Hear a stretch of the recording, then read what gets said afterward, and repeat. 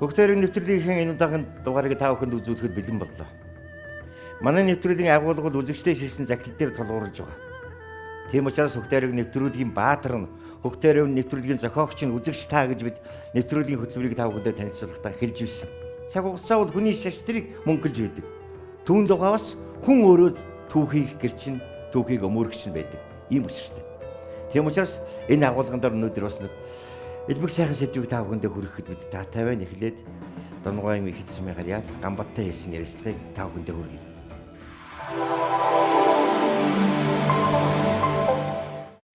1930-аад онд бол энэ Монгол орны монголчуудын амьдралд их сонин айхтар үйл явдлууд болсон.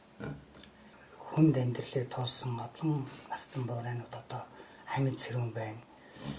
Энэ бүх улсуудын инх томхойгоо дээр энэ нэвтрүүлэгтэн оруулж ийм юу хийвэл их сайхан.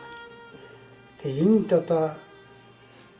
эрсдсэн улсуудыг тоотой харьцуулахад их айхтар тоо гардаг.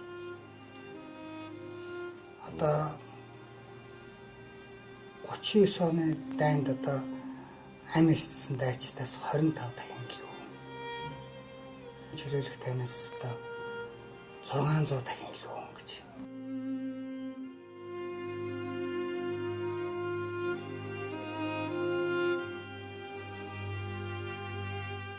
Ийм гонигтай түүх энэ маш. Энэ бүгдийг эрен сурвалж илж энэ түүхийн үннийг та бүгд наад түмэнд ойлгох гэж байгаа юм бол маш их баярлалтай. Энэ түүх бол үнэхээр гашуун, маш хатуу түүх. Маш сургамжтай түүх. Энэ түүхийг үеийн үед энэ үр хойчсон Монголын ард түмэн бол мэдэж байгаасаа гэж энэ гэрэл тошоог босгож байгаа шүү дээ. Энэ орчин газар шүү, бурхны орн шүү.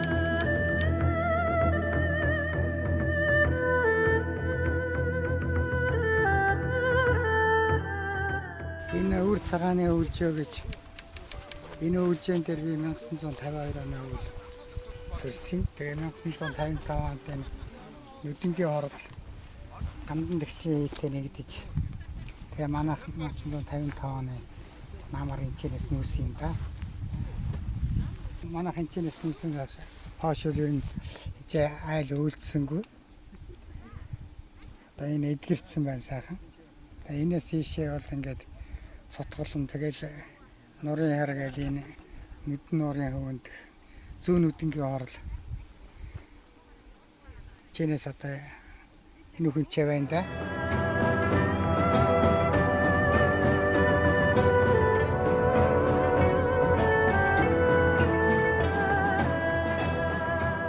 Таны тухай бидэнд хэлээгүүл бид нар тантай очиж уулзаагүй бол манай өнөөдрийн нэвтрүүлэг өрнөхгүй байлаа л да.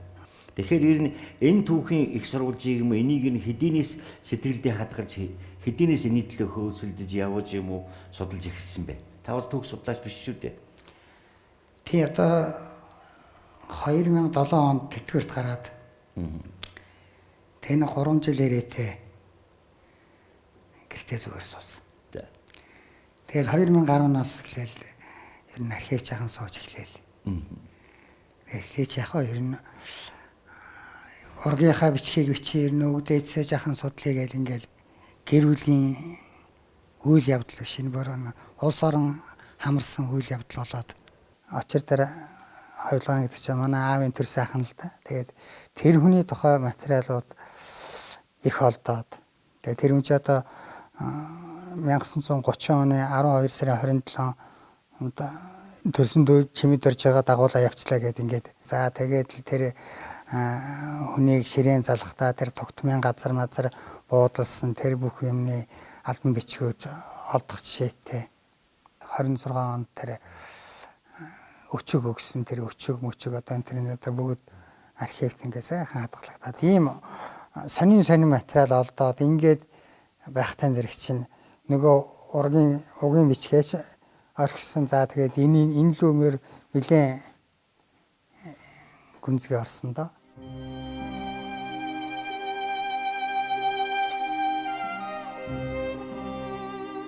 Би ч Төмөр замын зүтгүүрийн депод засварчин насаараа хийсэн ажилчин.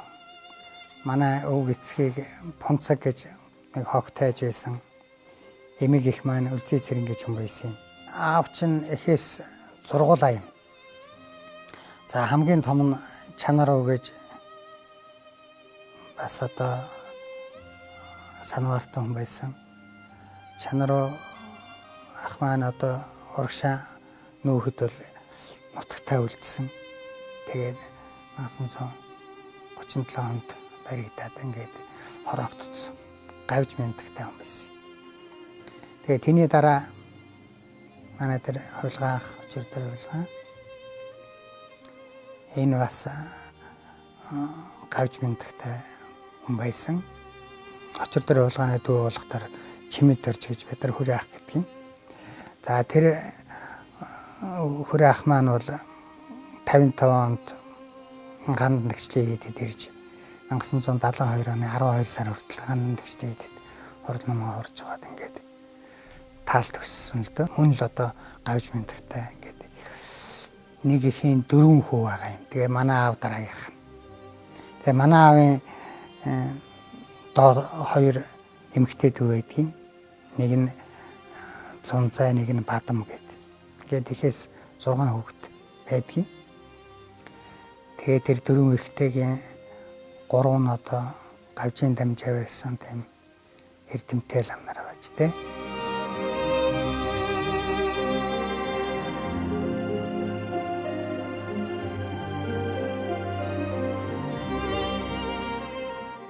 Тэгтэл ер нь манай настангууд 90 оноос өмнө хинхэн явж тээ. Энэ сайхан цагийг үзэлгүй тэгээд жаах юм асууж юу ах таарил. Ер нь яах гэж хүн байцаагаад байгаа юм. Гэн та нар тэрэг болохгүй гай болно гэн гихчээтэй одоо ийм одоо бидний л бодсон хэрэгэлдэ. Одоо тэр үзэл суртлын тэр цагт бол одоо тэр болгон хамаагүй яриад байж болохгүй сэдв байж л дээ. Тэр ингээд ярихаар бол хоёулаа дорногын ихэд сумын хүн гэж хүмүүс нутгийн хүмүүс хараа мэдж байгаа. Хэрэв хүн надад хэлээгүй бид нар ч мэдэхгүй л дээ нутгаас мэдлэл яваад байдаг. Ийм их өвтэйгээд ийм их судалж явна гэж хэн яахан бодох вэ? Ямар сайхан бэлгшээтэй юм гэж бодож байна. Ер нь мөлийн ажиллаараа их олон газараар яваад олон хүнтэй уулзаа да. Мөлийн хэдэн аймгаар явлаа. Тэгээд одоо олон ч хүнээс одоо олон 10 цагийн ярилцлага авч ялаа. Тэгээд одоо ингээ яваад тахтар бас олон төмний жихэнд хүрдэг юм уу яадаг ингээд хилийн чанд руу ингээд хайлцах юм биш үү? Тэгээд одоо өөрөө Монгол руу айлах жишээтэй тийм ээ. Тэгэл одоо манай өвгдөөс чинь одоо 30-аад оны ихээр одоо урагшаа гарч дөрвөж гараад тэгэл орд нөгөө Япончуудтай Манжгаа ус гэлэнд орд байлаа шүү дээ тийм. Тоглоом ус тэрний хүрээнд чинь ингээл Японстой одоо бас харьцаатай Японы монголч эрдэмтэд одоо яг энэ талаар чинь бас явагаал. Тэгэл тэнцэнээс бас материал олон материал ирж ах жишээтэй тийм ээ. Одоо энэ ч өвлөгдсөн байгаа энэ зургнууд гэх чинь л одоо Японоос ирсэн байх жишээтэй тийм ээ. Тэгэхээр энэ одоо монгол хүний энэ амьдрал Монгол оронтонд болж исэн үйл явдал одоо дэлхийн нийтээр тарсны нэг баталгаа юм да тийм ээ. Тийм. Тэг ингээд яриад байвал би танаас олон зүйл яасан. Өнөөдөр бол манайх бол нэг зүйлийг үзэгчтэй хүргэж нэг их үнэмшлийг Монголынхаа ард түмэнд хүргэх гэж байгаа. Нүтэнгийн хийд.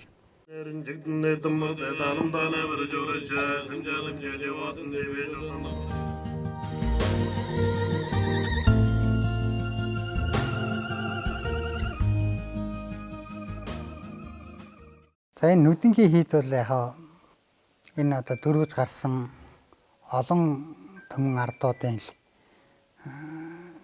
хийж штэ.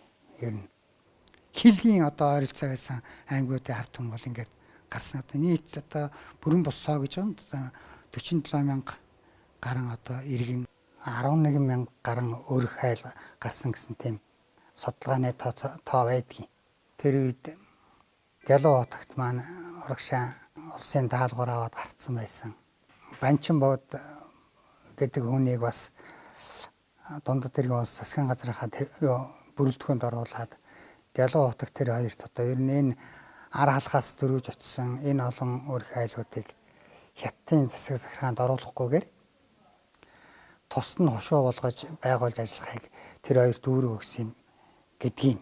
Тэгээд ялуун хошуу гэж засаг захиргааны нэгж байгуулад ингээл тэнд төхөнсөн энэ бол одоо баруун сүндийн нутагт тэр ханхуу гэж тийм тосгонд төвийг бий болгоод ингээд ажилласан байт юм байлээ. Тэгээ ер нь Ялуу хотогт бол одоо агуу хүн л дээ. Тэгээ тэр хурлаа байгуулахдаа бол Монголын одоо өндөр гэгийн зан хурлын байгуулсан анхны тэр хурл гандан шадивлан гэдэг хурл. Яг тэр нэрийг тэр хурлаа өгсөн байна. Гандан шадивлан нэр.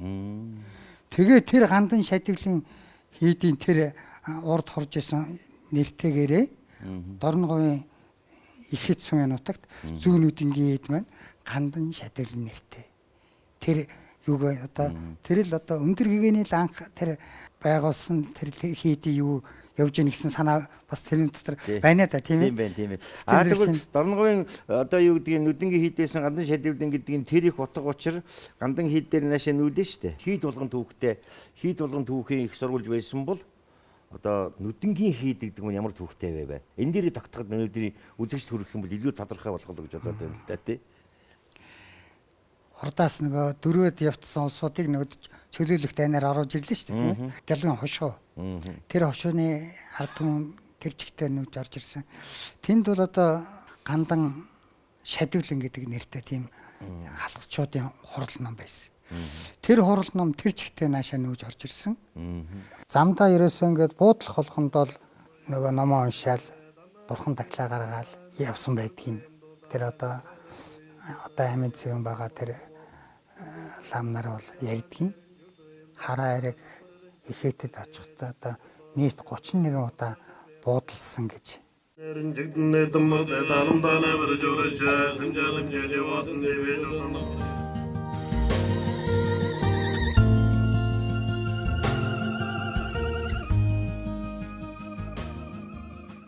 Тэнд бол одоо нэгдүгээр нүүдлийн хурал байсан тийм ээ. Нүүдлийн хурал гэдэг маань одоо авсаархан одоо хаашаал буурай сэргээд нүүхэд биелэн тийм байсан. Тэр одоо тэнд нэг 100 гаруй гэрийн одоо буйр нь бий. Тэр ч одоо их нарийн дэг зохион байгуулалттай хурал байсан юм лээ. Тэр лам нарынх нь байрууд чинь одоо нэг гэртэл нэгээс хоёр лам байна. За тэгээд 4 хаантай жижиг гэрүүд байна. 4 5 игнэ тийм сайхан тийм гэрийн буйрууд байх. Хийдийн өдөртлгүүд байна шүү дээ. Одоо цорж хамба том лам нарын гэрийн томоо одоо 5 хаантай гэрийн буйр байх жишээтэй. Тэгээд цогчин дугных нь бол том 10 хаантай гэрийн буйр энэ төргээд за тэгээд тэр тухайн үед чи бас дотоодыг хамгаалахын төлөөлөгч бас үе үе ирж яадаг тэр үнд чи бас нэг жижигхэн байшин барьж өгсөн тэр буйр тэр байт юм уу тиймэрхүү л юу байгаа тойрно.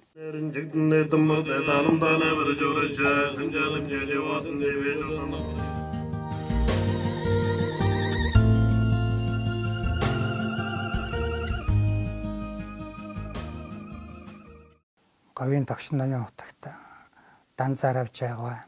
Номгон сумын нутагт байдаг нэг аршаанд одоо биеэ соёлж очиод тэгээд тэр аршаанд биеэ соёлж яагаад нэг 2 лам тэр хамт соёлж байсан байлээ тэр нутгийн. Тэгээд тэр хоёртой нэг санал солилцож ээж л дээ. Энд одоо нэг сайхан хурал номын газар л байгуулчихвал их сайхан газар байна да гэж. Тэгээд ноён утгач яг тэгээд цаашаа ажиллаар явж байсан. Тэгээд цаашаа ажиллаар яваад тэгээд яг буцаах замдаа дайраад ирсэн нөгөө 2 лам ч нөшөө хэдэн лам авчирчихсан сайхан гэр барьцсан. Хурал ном уншаад сууж ийн гин. Тэгтэн зэрэгэл ноён утгач сайхан баярлал. За та хоёр тэр энэ аршаанаас нэг чулуу авъя тэр. Би эний чинь та нарт их нандин шүтэн болгож авчирч өгье. Тэгээд ингээ нөгөө буцаж исэн хүн чинь эргээд одоо тэр чулууг аваад тэгээд тэр урд очиж сайхан лам сахиусыг их сайхнаар бүтээлгэж авчирсан юм байна. Тэгээд тэр авчирч өгчөөд за энэ хурлын чинь утаа тасрахгүй юм байна шүү. Би уртын хурал гэж нэрлэе гэж хэлсэн гэдэг. Тэгээ тэр уртын хурал тэр гол нандин шүтэн тэр 31 оны тэр цагаан сарын битүүний шөнө тэмээн дээр хурлаа хураад лам нар нурагшаа гарсан гэдэг шүү бүр.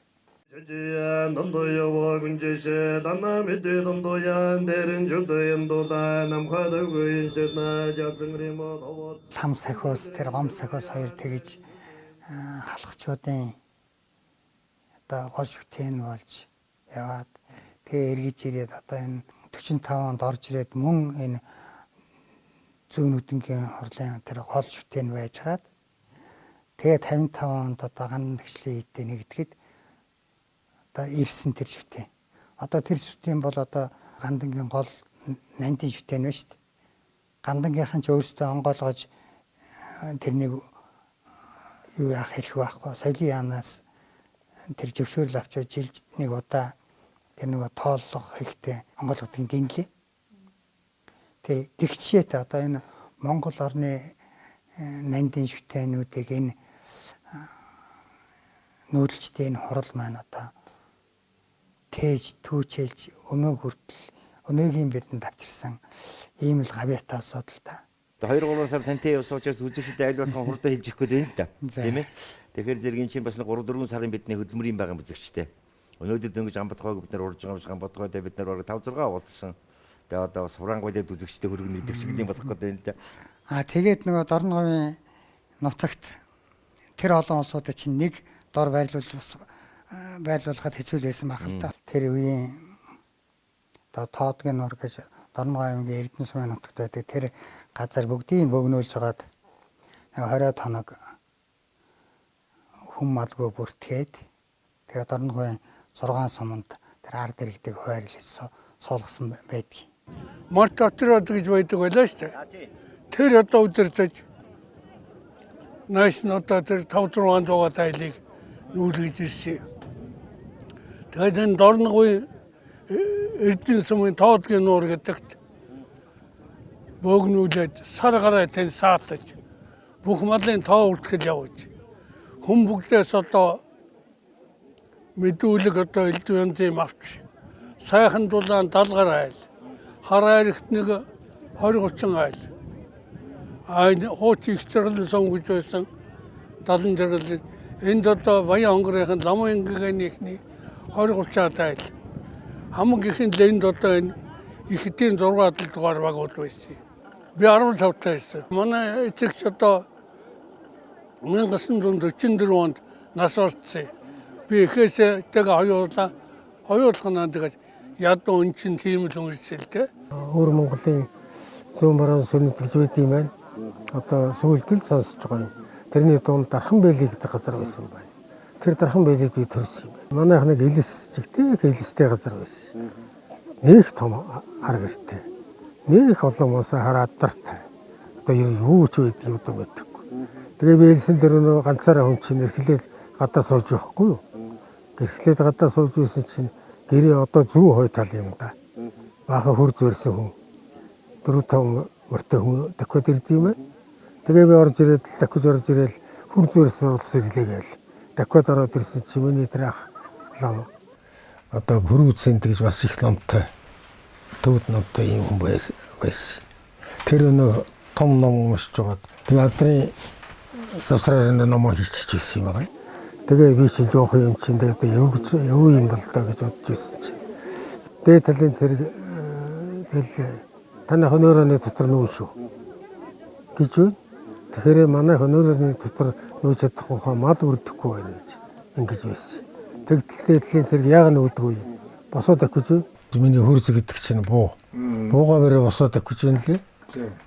Тэгээ зайлуул айс юм уу яасын хөрхий нүүе гэж байж үлээ. Тэр их санаанаас гардаггүй миний. Тэр чинь Орос Монголын хамтарсан зэрэг явж очиж авчирсан юм байна шүү дээ. Тэгээ бүх юм танд гэр орон ер бүх юм хайсан да. Би гол миний эрхлэг юм юу байсан бол метрол гэж нэг манилаар эргүүлэг фэнстэй юм байлаа шүү дээ. Тэрнийг хаяхгүй гэж би уйлж байсан. Тэгээ би дийлээгүй. Тэр хэлсэн тулаа хэлж байсан. Тэгээд морьтой наашаа өвгөө ах минь намайг морьтой дагуулаад ингээл нэг моринтор суулгачаал хөтлөө явна л да. Тэгээд би ч одоо нойр хөрнө. Унтан айгуу нэг моринтороос ойчин. Тэгээд ийтэйсээ ингээл хараад явдаг байлаа л да. Тэгээд хараад явах чинь тэнд ч л томгэр, тэнд ч л томгэр өнөө хурцвэр суулгас чинь буутаа суучин тэр үе чинь эсгийн хаалгатай үүдтэй байлаа шүү дээ. Эсгийн үүдийн гэр дээр шидчихэл орцгоогоо зарим нь харж байхад дотроос нь юм хаалгаар гадагшин шидэж байгаа ч юм шиг тэгж л орж ирж байлаа да.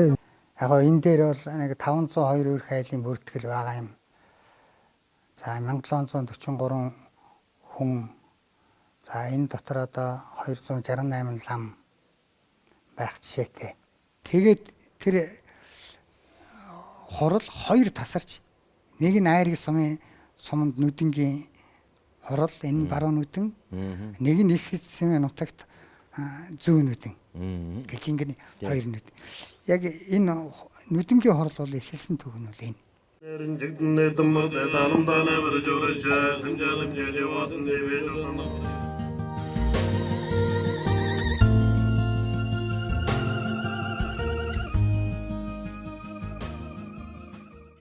Лам нар маань орж ирэнгүүтээ тэр чинь намар их ороо орж ирсэн. Баг хэтийн булаг гэдэг газар их хэтийн сумын нутаг л да. Тэнд хурлаа байгуулад хурж байгаа. Тэгээ 46-ны хавар тэр нүдэнгийн толгой буюу нүдэн нуурын тэнд нүдэнгийн хурлаа байгуулж ингээд 1945 оноос 1955 он хүртэл бүтэн 10 жил нүдэнгийн хурлчээр нь тэр жанжин чойроос нэг 10 хантай гэр авчирч барьж тэгээ тэр чогчин дугнаа байгуулсан байдаг. Тийм л юм ярьдгийг манай энэ одоо тэнд лам хургууд байсан улсууд одоо ч бас зарим нэг нь инх тунх байна. Хамгийн өндөр настай нь Санжмтын Дамби гэж Өмнөгов аймгийн төв дээр байна. Энэ хүн бол урагшаа дээр 32 онд олны дотор гарсан хүн. Тэгээд аав нь бол тэр Өмнөгов аймгийн Шилвэстэй хэдийн нэг нандин шүтэн гомб сахиус гэж байсан. Тэрнийг авч гарсан тийм аав нь бол их поинттай хүн л дээ. Энэ сэвлэн сууж бас талхтай дээл өмсч одоо бараг 2 жил болсон юм уу да? Тэр өнөөдөр би тэр борин дээр очиж мөрглөө. 7 нас хүртэл хагас хүртэл одоо энд сууж байсан юм байна. Багштайгаа ном залгаад өглөө гэрийн 3 тойрол шугалтай номон бариад тэгээд багштайр орондоо миний ах маань намайг дандаа ингээд төрүүлнэ төлгөж оруулдаг юм байсан. Тэгээд одоо орж номоо шалгуулна да. Тэгээд энэ урдаас орж ирсэн улс чинь 3 жил хэрэгтэй болсон юм боо да. Тэгээд дээрээс чинь тэр засагч за тэр өршөөлөөр чинь одоо тэгээд дуртай газрын тэрнийг явуулаа тэр улсыг. Тэр сууж үйсэн хийдийг гандад төв гандандаа ичиж очсон байгаа юм.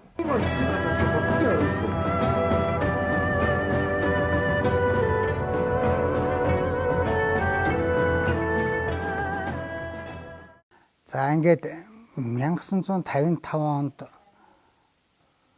гандан тэгшлийн хийдэд яагаад нэгдэх болвоо гэдэг асуудал гарч ирж штэ тийм ээ. Одоо манайх чинь чөлөөлөх танд ялд байгуулчаад ингээд 46 оноос ахгуулаад одоо дэлхийн нэгдсэн үндэсний байгууллагад элсэх өргөдлөө эхэлсэн байдаг юм байлээ. 1945 он 46 оноос хойш ч одоо Монгол улс нэгдсэн үндэсний байгууллагад элсэх гэдэг 9 удаагийн оролдлого байдаг. 61 он хүртэл. Тэгээд нэгдсэн үндэсний байгууллагад элсэх чинь бас нөгөө байгууллагын дүрм гэж байна шүү дээ тийм ээ. Тэгээд тэр нэгдсэн үндэсний байгууллагын дүрмийн ерөнхий бүлгийн 3 дугаар бүлгийн 1-р залтанд болохоор улс орон бол шашин шүтлэгтэй сүм нийттэй тэр эрхчлэл байх хэрэгтэй. шүтэн биш эрхчлэл хангагдсан байх хэрэгтэй гэдэг заалт байдаг. Дөрмийнхэн шаардлагыг хангасан байж тэр байгууллагад хэлснэ дээ тийм ээ. Тэгэхээр манайх чи одоо 44 онд нэг 10 гаруй ламтай гандан тэгчлийн хийдийг нээсэн. Нөгөө бүгдийг байхгүй болгоцсон чинь. Тэгээд ер нь гандан өргөтгий гэдэг санал гаргахад хамгийн болцоотой нь бол тэр нүдэнгийн хорол болсон. 100 гаруй ламтай. Тэгээд тэнд ч одоо тэр бүрээ бишгөр борхон дахиад ном судар за тэгээ боловсон хүчин гээд одоо энэ бүх юмнууд бол тэнд нэг дор байсан.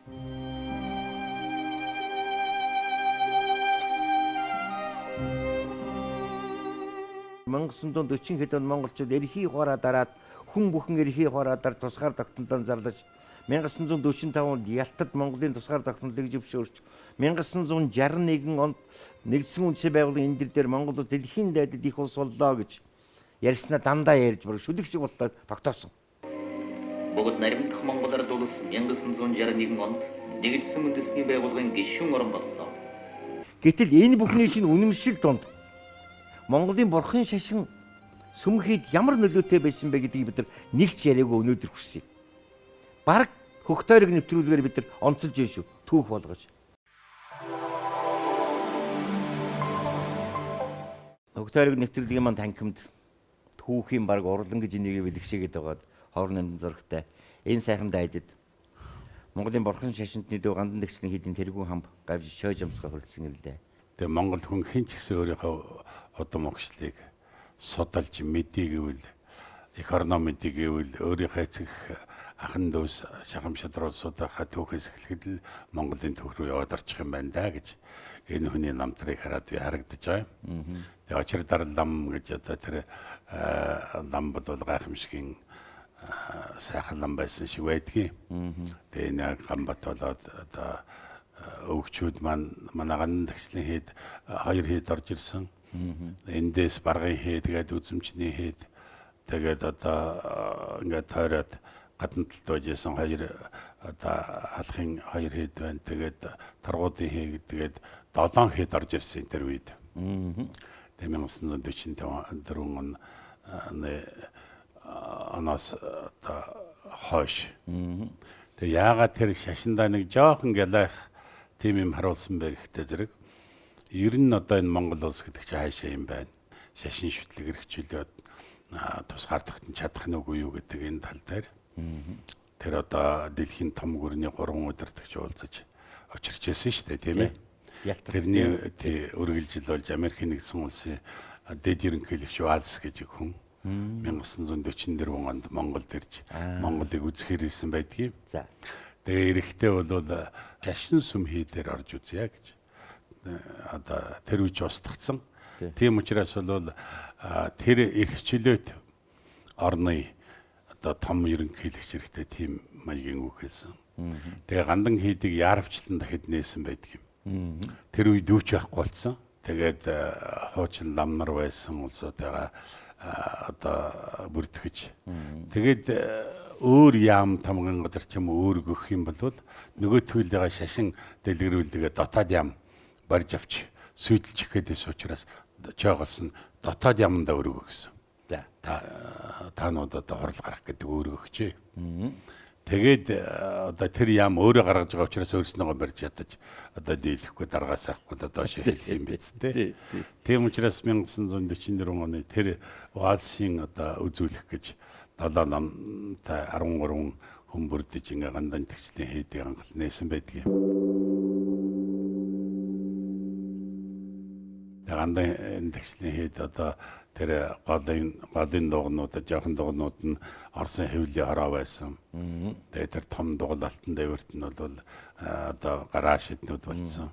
Орос цэргийн дарга нар тэр дэдэн павранга дадаламын тэр одоо байж 13 дугаар дадаламын ирсэн гэдэг тэр байшин тойроод дээгүр нь балкон дээгүр нүгүүлдээ. Тэгээд их нэртэйгээ тэгээ байж ясаа гэдэг өвгчүүд завсраа нь харсан байдгийн да. Тэгээ тийм газар байсныг л цэвэрлээл эхэлж үлээ гэж Давжинсан багш гэж хамгийн сүүлд одоо тал төгслөө. Тэр нам бүрийг нь үлдээж эхлүүлсэн.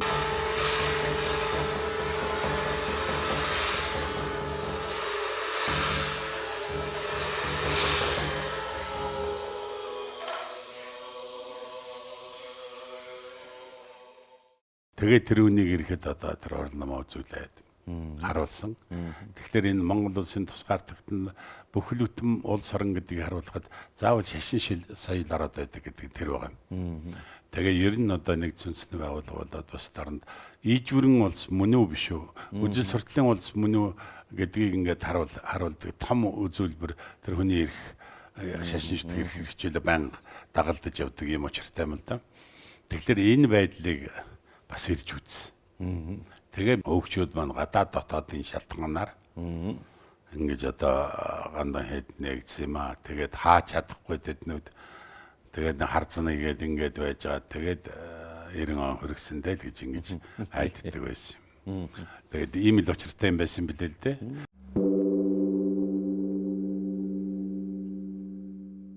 Аливаа нэг юм түүхгүй юм гэж байдаг. Тэгээд анхлан эхлээд одоо зүүн хүрээнд байжсэн цогчин гэж одоо Монгол улсын шашны тэргүүлэх газар нь тэндээ байсан богдоднууд юм. Тэгээд тэр газар нь одоо нураагдаад балгас болоод тэгээ бурхан шүтээднүүд нь өргөдөөд тэгээ гомбодод доо гэсгүй гэж тогчингийн том удирдлага одоо төвийн удирдлага ба шүү дээ. Тэр очир бурхан тэргүүтээ сахиусаа залаад төрдөг тэргэн дээр тэгээд чирээд гандан дээр ирж нийлсэн гэдэг. Тэгэхээр өвгчүүд бол энэ гандан их учиртай төвхтэй газар байгаа юм. Энэ зүүн хүрээ өндөргийгэний байгуулсан тэр хэд гандандаа ирж шингэсэн юм шүү дээ гэж ингэж ярьдаг байсан. Тэгээ гандан дээр ирээд болцоот нөхцөл хүртлээ хураад тэгээд хавчлаган дараад байсан. Тэгээ тэр Дашчембэл гэж одоо гайхамшигын философи үздэг хамгийн гол сургууль байсан тэр газар шашны амин сүнс нь байгаа юм. Тэр газрыг хаагдаж яхад Дэлгэв хотогт урд эндээс дөрвж гарсан улсуудаа тэр чойрын ном, гүн ухааны ном үздэг хэд яг хаагдсан өдөр ягаач мэдгийн Дэлгэв хотогт Монголынхаа нутаг руу бүх ховргуудаа харуулж ингэж зогсоож байгаад дасга гэж тэр чойрын ном хэлцгээд нөгөө виз гэдэг ингээд тэгээ манчрууны тэрнийг одоо уянгаалуулаад тэгээд Монгол нутаг руугаа ингэж даллаж тэгээд гандан шэдвлэн гэж өндөргийн ангалан байгуулсан тэр хурлын нэрийг өгч ингэж хоёр тацангаа хэлсэн. Тийм учраас бол манай өвгчүүд юу гэж ярьдаг байсан бэ гэхдээ тэр их хүрээний хурал тасраагүй юм а гэж. Уншлаг урилганд тасраагүй, философи гүн ухаан үздэг тэр юм тасраагүй юм а гэж. Тэгээд тэр хурлууд наашаа орж ирээд одоо бүх шашны ингээд явсаар бод гандан дээрсэн. Засгийг эвдэж хинхвэлж устгаж явах үед гандан цуглуулж байсан 1944 оноос эхлээл. Энэ л одоо бүх нарийн нандин юмнуудыг цуглуулж хамбан хүртэл одоо том ачааны машинтай яваал тэгээд тэр өнөө хамгийн сүүлд ингээд хинхлүүлчих гээд эвдлүүлчих гээд байсан тэр улсууд гандан ганц албан ёсны байгууллагын болохтой зэрэг тэгэл машин чичээ явуулаад тэндээс чирж аваач гээд тэг хамгийн нарийн нандин юм минь авч үлдсэн газар нь гандан юм да гэж. Тэгээ гандандаа ирж шингэсэн юм шүү дээ энэ шашин гэж ярьдаг. Бүх газрын шүтэнүүд жишээлбэл одоо торгуудын тэр одоо богдлам гэдэг байж байна. Хөлдийн 5 нандин гэдэг байж байна. Тэгэл нүдингийн хорлолтнууд тэр Дэлгэв хотогт толдоод ингээл шүтэж ясан шүтэнүүд тэгээд буряад тэгэл өвөр Монгол болоод баргын одоо их чухал шүтэнүүд. Манай нүдингийн хийдийн тэр хурлаан бол бас л их л буян заяа нэмэр болж таа тийм ээ. Ямар зүг байх вэ? Тэр одоо урагшаа гарсан гол эрдэмтэй улсууд нь хоёр нүдингийн хорлол улс байсан шүү дээ. Дорногов өмнө говьос гарсан. Тэгээд ночор дарламтан Дэлгэв хотогт эднүү тэгээд одоо их молом ерөөл тавьсан дараагийн шишнийг залгуулж өгөх учиртай улс байсан баг.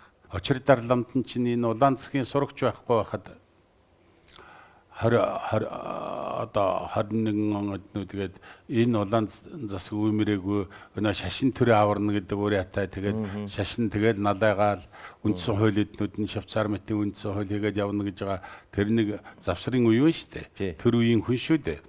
Тэгсэн мөртлөнгөө тэр үед 21 онд очир дарлам өөрийнхөө одоо хувилгаан өндөр госоо одооноос бол одоо тэр альбом тушаалаа тэрнээс татгалцсан байдаг. Татгалзаад өөрөө энгийн ламын байр суурин дээр буугаад өнөө зинда буюу нэг ангийнхантайгаа хамт дээр дор суудаг. Тэгээ хий дотор байсан тэр том орд эднүүдээ хийдээ өргөөд тэгээд хийдийнхэн урд талд тав хантай гэр бариад тэгээд өөрийнхөө шавьтай хоёулахна амьдардаг. Тэгэхээр ардын засаг ийм засаг болох нь байна. Энэ үнийг амдуулж яг тэрэнд нь одоо зогсож амьдрий да гэсэн тийм сэтгэл одоо энэ бүгдэд байсан. Гэсэн мөртлөнгөө гайгүй үзэж эхлээд сум момонд ажил өгчөөстэй. Тэгээд сүйдлээ. Тэгэл оргож ярахасаар. Ер нь тэгээд хамгийн сүүлд ажиглахад энэ хурал хийдийн улсууд урагшаа гарч ингээд дөрвж байж нэг жоохон шашин ном бурхан шүтээ хамаг юм аварч гарсан байдаг шүү дээ. Засагч гисэн энэ бол их бодлого гэсэн. 1928-29 оноос ингээд зүүнтнөө засгийн эрхэнд гараад тэгээд одоо энэ ард олны сэтгэл санаанд нийцэхгүй их бодлого явуулсан. Бурхан шашныг хавчиж эхэлсэн. За жаахан хөрөнгө чинээтэй улсуудын нудрган баян энтрийг л одоо хавчаад эхэлсэн. Хөрөнгө чинээг нь хураасан гэж тийм үү. 32 онд намын төвөөр ардын хянан шалахын тийм нэг онц бүгд хурал болсон байлээ. Тэн дээр одоо манай ерөнхий сайдаас Анантын амаргаа за энэ манай энэ засаг төрийн бодлого буруу явж байна гэдгийг энэ ард түмэн маань одоо бидэнд ойлгууллаа. Зарим хэсэг нь одоо буу барьж засаг төрийн хаасрыг тэмцлээ. Зарим нэг нь одоо өө олноор урагшаа дөрвж гарлаа. Тэгээ энэ бол одоо ард түмний гачигдал зовлонтой шууд холбоотой юм аа гэдэг ингээд. Тэгээ яг өнний дараа бол шинэ эргэлтийн бодлого гэдэг арай зөөлсөн л дөө. За гэсэн хэдий ч сүүлдээ одоо 37-38 онд бол одоо бүр их хэлмэгдүүлэлтийн айхтар явуулж 700 гаруй том сүм хийд за жижиг сүм хийд гэхээр энэ 1000 гараа явцдаг. Тэр бүх сүм хийдийг бол бүгдийг нураасан. За бүх лам нарыг нь бол харуулсан. За тэгэл одоо том лам нараас ахгуулал энэ шорон тэхийн хийгээл хорхын хориол ингээл алхын алал ингээл яасан. Ийм л айхтар хэлмэгдүүлэлтийн юу ихээсэл дээ.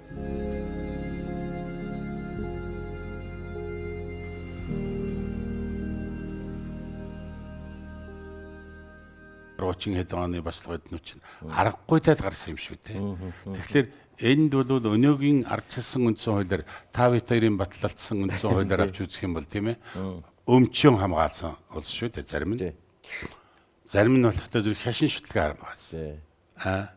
Тэгвэл зэрэг одоогийн үндсэн хуулинд Чингисийн удам угсаатай тайж ноёд эднүүдийг авчихгүй ядаа байвал ард иргэдийнхаа ижил үзэн шүү дээ. Ижил үздэг гэдэг боловч коммунизм зөвхөн ард гэдэг нэрийг хийгээд тэгээд одоо тэр улсуудыг ардад багтаахгүй. Чингисийн удам угсааны улсуудыг тэгээд лам нарыг баячуудыг ардын тэгээд хэлийн гадна гаргачаад тэднүүдээ ямар цагинж идэг. Эднүүдээс л болж баларсан гэж. Тэр хүн төрөлхтний түүх тийм биш ээ тийм ээ. Хөрөнгөтний тамцсан, пядлах тамцсан боолын тэрнийгаа байн хараад яадаг одоо Европын германчуудын хаан чичээд үзсэн байхгүй шүү дээ. Тэгэхээр үзэл сурталчуулаад өөрийн түүхийг над үзүүлээд урд байсан сайн сайхныг харуулахгүй нүдийг боож ээж өөрийнхөө номыг дагуулсан л одоо энэ маш их хохирол үүсэхийн шалтгаан болсон доо гэж ингэж бодогддог шүү. Төрниймгийн нэр зэтгэлтэй Монгол улсын ерөнхий сайд асан Унгаад орж байгаа нэг сони мерси. Би одоо танд тэр яриаг сонсох гэдэг. Тэгээ зүгээр сони хуучилж байгаа. Энэ хийдээр одоо манай аав Шарав гэдэг чойрын хийдийн бас том марамба одоо байсан хүн 37 онд намайг ой 8 сартай байхад баригдаад тэгээд алах ял заагдаад явдгийн даван дээр шөнө шоронгоос хоригдлуудыг ячхад машинанд өөрчлөхөд хоригдлуудаар ганцаараа тэр шорондоо үлдээд маргааш өглөө 10 жилийн ялаа авч зүүн хараад 10 жилийн ялаа эдлээд тэгээд энд бас эргэж ирсэн. Тэгээд аавтайгаа амьдрах хувь заяа бас надад тохиосныг та бүгдэд дуулгахад их таатай байна. Тэгээд аав маань тэрч байтугай энэ нүдэнгийн хурал дээр ирж бас одоо энэ лам нартай цуг ярилдаг хөөрдөг ном номынхаа талаар одоо бас шашин номынхаа талаар ярьдаг юм байсан. Тийм юм бас айтар болж ижээ. Машин багтахгүй Сөрхий болж байсан. Тэр улс төржүүлээд орхичихлаар ангич намч. Тэгэхээр тэр чинь одоо энэ ардчил гэдэг юм чинь бол юу гэхтэй бүгдэрийн тэгш үзүүлээд бүгдэрэнд найр суулгах гэж байгаа ийм маягийн хүний бодож олсон юм шиг байна шүү дээ, тийм ээ. Гэтэл бол тэр коммунизмын үед бол ангич намч шинж чанар хэрэгжихлээр заримыгаа дайсан гэж боддог л болчих тийм ээ. Тийм ээ. Тэр л хамгийн аюул тарьдаг. Очир дээр хулгайныхоо дэлгэх хотготын тухай тийм ээ. Одоо тэр хүмүүсийн тухай бид нар нэг тийм зогсхон дурдаал үлддэг тэр хүмүүсийн гавья таасаа наашаа одоо дасга дагшил хүртэлнаас өргөж байна гэж ярьж байла. Тэгэхээр тэр хоёр хүний тухай бид их сайн ярих цаг нь бас болсон байна. Ялангуяа очир дээр хулгайны тухай бага мэдэж байна. Одоо Стивен Сигл гэдэг хүн очир дээр хулгайны тухай баримтны уран сайхны киногс надад яваад байна гинэ. Тэр чи их хол юм харж штэ. Монголыг зураг авах нь хятад зураг авах нь энтхийг зураг авах нь тийм ээ. Киногоо сонирхолтой болох гэж штэ. Агт очир дээр гэдэг хүнөөрөө дэлхийн хэмжээний хүн байж харагдах гэдэг штэ. Дэлхийн хотгтээ гаргаад ирэх ямар очир дээр хулгайны гаргаад ирэх ямар болох вэ тийм ээ. Хөхлөтөн одоо Чанкашийн зөвлөгч байд юм уу тэгэл Америкт очсон эднүүд тэр Латимиргууд эднүүд одоо нэг юу хийж явсан эднүүдээ гарахад дэлхийн хэмжээний том хянууд гарна да. Тэгэхээр энэ лам явсан пядал гэдэг сэтгэлгээ Монгол хүнээс арилаагүй учраас агуу их түүхээ харж чадахгүй зөвхөн коммунизмын үзэл сартлаар хараад байгаа нэг тийм одоо хүртэл хөндөөр байгаа нэг тийм шинжил байна шүү дээ. Тэгээд тэр чинь агуу улсууд л байсан шүү дээ. Улс их орныхон төлөө зүтгэж яасан хаан чичлээ гэсэн. Хамгийн сүүлд өрөх гээд явахдаа одоо дөрвж гараа тэгээд улс орнодоо хэрэгтэй юм хийж байгаад энэ шашин номынхаа талаар альва нэгэн зүйл лийн талд бол дандаа Монголын тал руу юм хийж исэн гэж одоо энэ Яндунгай байна. Тэгээд Сэрэн дарж байгаа гэж сайхан үгэн байсан настайчвал талаасаа тэгээд доод талд нь өчнөө лам. Энэ гандан чин сүлдээ ерөөсөө нүдэнгийн хурал торгуудын одоо бараг жамбаагад тэгэл өчнөө лам тэгэл энэ баргах тал эднүүтэл биднүүд одоо 1970 онд лам боллоо шүү дээ. 30 оны одоо тэр сүмхийд устгасан гэж бид нар нэг яриад нэг илээд нэг өнгөрдөг л дөө. Одоо ч гэсэн ярихтаа нэг улс төржүүлээл нэг одоо нэг тэгээд яриад нэг юм болдог зүг. Яг үннийг хэлэхэд бол тэгээд тэр одоо очир дээр хулгайн ч юм уу, дэлгэх хотгоч юм уу тэр олон лам нар ямар их орондоо хайргүй байв гэж. Тэгэж гарснараа их хэмний ямар их орондоо хайргүй дээ. Нэгдсэн үндэсний байгууллагууд дэлсэд орохт нь нэгдсэн үндэсний байгууллагад байшин дотор суудсан хоёр нүдний нулимс нь асгаж байсан юм шүү дээ. Тэгэж ойлгуулахын тулд гарч хөдөлж байж л ойлгосон шүү дээ. Ер нь тэгээгүй байсан бүгдээрээ бодуулчих байсан. Ухаантай холыг хар тэр улсын одоо хязгааргүй холыг хардаг юм л жишээ юм даа гэж бодож байгаа юм. Тэгээд манай лам хоргууд ямар их эрдэм мэдэлтэй, ямар их шандын ухаантай, ямар их энэ орны төлөө явж байв гэж харж байна. Юм дундуур их бэлгшээл яах юм. Ингээ бид нар уулзалт хийж яхад нэг сони юм боллоо. Би танд их сурвалжлага үзүүлэх үү. Энийг одоо энэ дээр нэг салхиар болохгүй юм аа. Очир дээр хулгайны багийн гээд ийм гайхамшигтай юм гэж байх уу?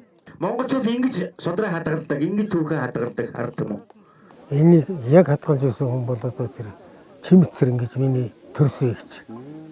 Миний төрсөн ээж одоо энэ хотготын ээж аюу шигдэх хүнээс Зунзаа гэдэг хүн гарсан. Тэгээ би ч бас энэ дээр нэг төрөг суулж үйсэн болохоор бас энэ нөгөө нэг ядаж нэг маань мэгзээ уушаа явж явах болоо та гэсэн шиг бодогдоод тэгээ энэ надад шилжиж ирсэн юм да.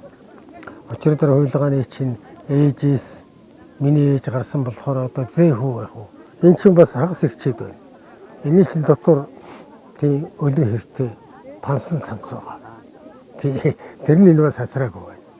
Тэгээ ямар ч гэсэн энэ хэрэг бол холоо яадаг бол ямар ч ихсэн аваад очие гэж өөрөө бодоод зориод гүйдэл энэ газар нутаг энэ хөшөөний чийзээ одоо бид нарыг хараад баяс цогоолуул гэж би одоо залбирцсан да. Манай одоо энэ хонхрын дундгавь одоо эндээс нүүж ирсэн улсууд очир дар багш минь Дэлүг гэгэн багш минь гэж залбир. Манай одоо 2-3 жилийн өмнө бурхан болж байгаа. Дэлүг гэгэн багш минь Гомс хокос минь гэж одоо түрүүнд тэр ярьж байна. Энийг ингэж олдно гэдэг бид нар баярлаад байна үзэгчтэй.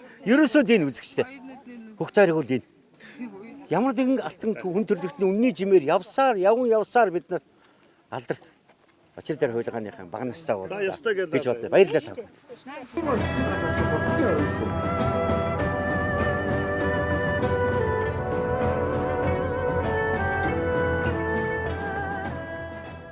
За та сая харлаа тэгээд энд ингэж байна. Юм бол ард түмэн гэдэг үл ер нь түүхээ хадгалаад явдаг, түүхээ өмөрөөд явдаг их сэрж байдаг юм ард түмэн юм байна. Тийм байна. Тэгээд бид нар анзаарахгүй хажуугаар нь левж идэг тэгэл явдаг. Энэ ард түмчид түүхүүдийн хайртай. Саяын хөнгөт нэг жаахан дээл авчираад очир дээр хөвлөгөөний хүүхдийн дээлгээд үзүүлж байдаг. Ямар зүг байх вэ? Сайн судлах юм бол ерөөсө тархаа боторхаа нүүдэлчин байгаа л тэгээ эвцэхгүй байсан юмыг эвцүүлж хардаг юмтай болгосон тэр сүм хийдэн төвлөрөл явагдаад тэнд нь хамгийн одоо оюуны удирдагчид болсон эрдэмтэн номтой хүн очдог тэндээ гордож очдог болоод төвчилж эхэлсэн. Манжийн төр рүү хардаг байсныг болиулаад Энд явсан. Тэгээ их хүрээ гэдэг тэр өнөргөний байгуулсан юм бол явсараад Монгол улсын бараг л автомат нийслэл болж шүү дээ. 100 гаруй пүүс ажилдаг. Тэгээ монголчуудын оюуны удирдагч бод живсэн дам хотогт нь залартсан. Тэгтээ зэрэг тийшээ харах биш богдмон тэнд байгаа. Манай улсын гол газар тэр очид нэг хүрээнд очиж мөрөх юмсан гэдэг ингээд төвчлээд ядахтаа сүм хийдүүдээ. Тэр заян гээ ламын гээ гэдэг чинь ерөөсө гадагш нь харуулахгүй өөр рүү гардаг болгоцсон. Тэгээд тэр ламын амнаас ямар зарил гарч байгаа тэр нэг дагдаг болгосон. Тэр лам хувилгаа татгт гэдэг чинь манай сэхэтнүүд байсан шүү дээ. Коммунизмд хотлог үжирдсэн болохоос тэднүүдэд дайсан байгаагүй. Манжийн талд орж манж руу уусах юмсан гэсэн бодолтой хүн байхгүй шүү дээ. Яг үнэндээ. Тэр малчдын дэргэд өссөн нүүдэлчин амьдралтай ард түмнийгээ хайрлсан тийм улс байсан. Эднүүдийг дахиж судлууштай юм байна. Тэгэл одоо таны хэлдгээр дахиж үнэн түүхийг гаргаж нэг юмыг би их харамсаад байгаа. Юу л яах вэ тэр мүү хэдэл лам. Коммунист үзэл дээр нь тоглоод яах вэ тэр мүү хэдэл лам. Тэр хэдэн хийд тэр бурхан шүтэ яах вэ? Тусгаар тогтнолоо авахгүй тэгдсэн маягтай хохин гэж. Тэднүүдийг хохин улсууд гараад ирсэн. Гараад ирсэн. Энэ лам нар маань одоо манай оюун санааны л удирдагч байлаа шүү дээ. Эрдэмтэй боловсралтай улсууд нь лам нар байлаа. За тэгэл одоо энэ лам нар чинь одоо энэ Мааран бууд оточ нар ч одоо Монголын ард түмийг дандаа л одоо эрүүл саруул байлгаж ирлээ шүү дээ. Эмчил домчилж. Тэр чинь одоо том гавьяа биз дээ. Бүхэл бүтэн ард түмний одоо тэгээд тэр эмнэлгийн үйлчлэгийг тэр чигт нь үзүүлсээр л ирсэн шүү дээ. Одоо ч мөн л одоо уламжлалтын эмнэлгээд орчин үеийн ангаахын эмчилж чадаагүй юмыг уламжлалтаар эмчилж илээ шүү дээ. Тэгэхээр эн чинь одоо энэ лам хуургууд бол тийм одоо 70 80 90 жил тэгж муулж байсан тэр юу бол огт энэ юунд нийцэхгүй байгаа шүү дээ, тийм ээ. Энийг Монголын ард түмэн мэдэх нь л гол. Энэ ажлыг бол зүгээр яг би бол зүгээр сонирхлоороо түүх сонирхогч нэг юм байна шүү дээ, тийм ээ. А энэ ажлыг бол яг одоо мэрэгжлийн улсууд, мэрэгжлийн түүхч нар энийг хийх ёстой. Хийчих байгаа гэж би бол итгэж байгаа. Тэртээ тэргүй одоо ингээд түүхийн бод түннийг ард түмний энэ туулж ирсэн түүхэн бодит замналыг энэ учир шалтгаан үр дагавар энэ бүх юмтай яг одоо байгаагаар нь энэ түүхэнд үлдээх нь гол шүү дээ. Монголын хог байсан тэрний начаа тавьчихсан. Тэгээд бяднууд мондөг болсон гээл. Тэгээд энэ ирээдүйн үеийн тэгж сэнэглээд байх юм бол үе үед хог гаргаж хайж мэдэх юм да. Тэг яг өнөөдрийнхөө сэдвүүдэд дулдаад жаахан энэ руугаа жаахан сэтгүүлчгөр базар халлаа догдлоо гэх байх л да зүгээр. Жалга охин сүм хийдтэй хэдэн эр хүний нэгэн чилээ нам байсан гэж ярьдаг байсан. Жалга дов байсан тэр сүм хийд болгон тусгаар тогтнол үнэмшил түүхээ авч үлдэх орон суурын төвн болж ирсний үнэмшлийг нэг л эрхэн илэрхийлнэ энэ өдөр сэдвээс гарч ирж байгаа юм л да. Тэгээ бид энэ тухай олон сэдв ярина. Яг нөгөө хань татаад байна гэж би ярих дуртай. Жаахан одоо ийм сайхан нандин юм авчирвал таныг өөр хань татаж танаас асуух нь шүү дээ. Асуух хүнтэй хандах зүгтэй байхад сайхан юм ламгай дээ баяр да.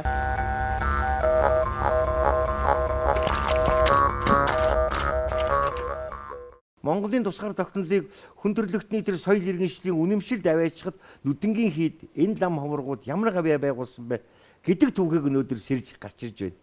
Юм учиртай байна. бид нар зөвхөн одоо нийгмийн эдийн засгийн байгууллагын хөгжлөөр нь хараад байсан бол энэхий тэр номтой нам нар байгаагүйсэн бол 1961 онд бид нар тусгаар тогсносоор болж байх уугүй юу гэдэг юм нэг алтан зарчим нь энд байгаа юм шүү. Бид бол эрхий хараа дардгийг нэг мэддэг, энийг мэддэггүй юм аа. Тийм учраас хөх тойрог нэвтрүүлгийг бүтэн 6 сар бид нар явж нэг үннийг л танд хүргэж байна. Энийхэн зурвас юмыг ингээд бүтэнд дүгнээд харахад бас л тэгээд сайхан бууж ийн шүү. Танд бол ер нь энийг бас сэтгэлдээ өмөрч явахад тэгж сэтгэлдээ баримтаглаж бас бодож энийг нэг ухаатхан нэг үнэн болгож нэг түүхийн нэг шад болгож тавихсан гэсэн бодол их байсан байх тийм ээ. Энд чинь бид нар нэмэр болох гэж үзлээ шүү дээ тийм. Нүднгийн хорл гэдэг ер нь ийм сайхан замналтай юм байна. Энэ явж ирсэн түүхэн замлыг ерөөсөө хойш үедээ мэдрүүлж үлдээх нь зөв юм байна гэж одоо ингээд хамгийн одоо миний бидний бодож олсон санаа л нэг гэрэл төвшөөл байгуулж одоо өөрч одоо юу хийж чадах вэ ер нь тийм. Чанбан чулуу гэдэг компани хүүхдүүд залуучууд энэ Бурханчлан Пүр Батхан шавнаар ажиллаж байгаа. Олон зураг төсөл гаргасан. 4 м гаруй өндөртэй цул боржин чулуугаар хийсэн.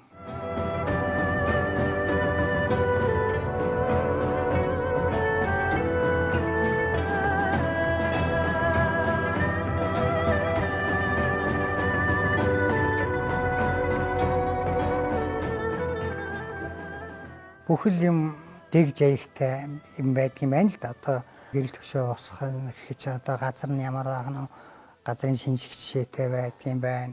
За тэгээд одоо тэр газрыг хөндөхөд орхны шашны зурхайн ёсоор л одоо энэ бүх юмуд чинь явагдаж штэ. Лам нар манайтай очиж тэр бас газрын ном уншиж шүншиглэх өдөр гэдэг нь 8 сарын 30 гэж одоо сайн өдөр нь тэгэд таарсан. Тэгэл одоо тэр өдөр шүншиглэх жишээтэй. Монголын бурхны шашныхаа дуу хоолойг тастаагүй явсан. Золоохны гэрлийг өгөөмөгүй явсан. та бид нар энэ түүхийн бодлого хэмжээний эрчим урч цөмөрөнд оролцож байна.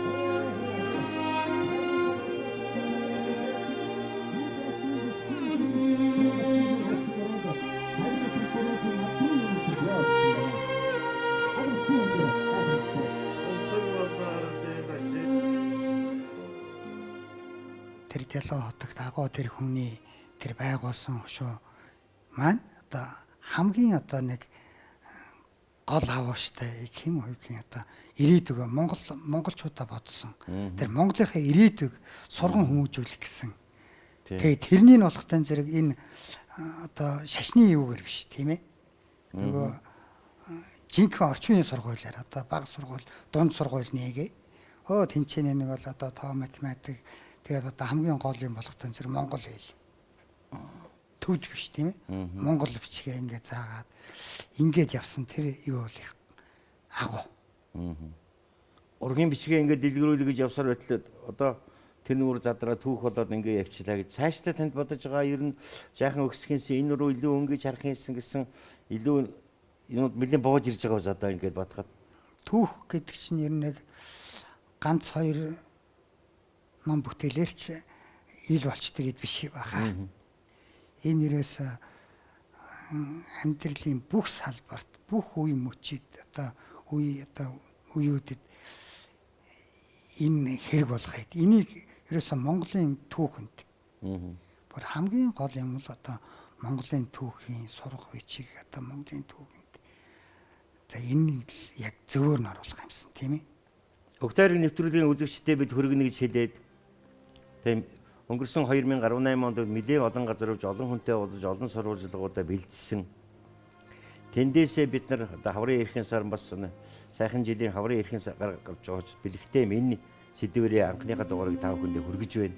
За ингээд олон сарч бид нартай хамтарч ажиллаа. Сайхан сэдв бидэнд өргөсөн танд баярлалаа. Та түүхээ улам бол судалж тийм ээ. Түүхтэй цаг хугацаанд хайртай яваарай. Баярлалаа танд. За баярлалаа. Ердийн нэг Монгол улсын эцэд тэрэгний техникч хүний өөртөө хадгалж цуглуулж байсан тэр сайхан үнэтэй зүйлийг бидэнд хандсан хандлагаас ердийн нэг Монгол айлын гэрт байсан нэг жаахан хүүхдийн энэ жижигхэн дээлнээс ямар түүхийн бахархалтай нэгэн үнэмшлийг та мэдэж авбаа гэдэг нь бид нар бахархалтай байна. Цаг хугацаа бол хүнийг дуулж байдаг. Хүн бол өөрөө цаг хугацааны агайг түүхэн гэрчин үнэн байдаг. Ийм л ямхын гэж бодлого үнэн бүхнээ бидэнд хүргэж байгаарай.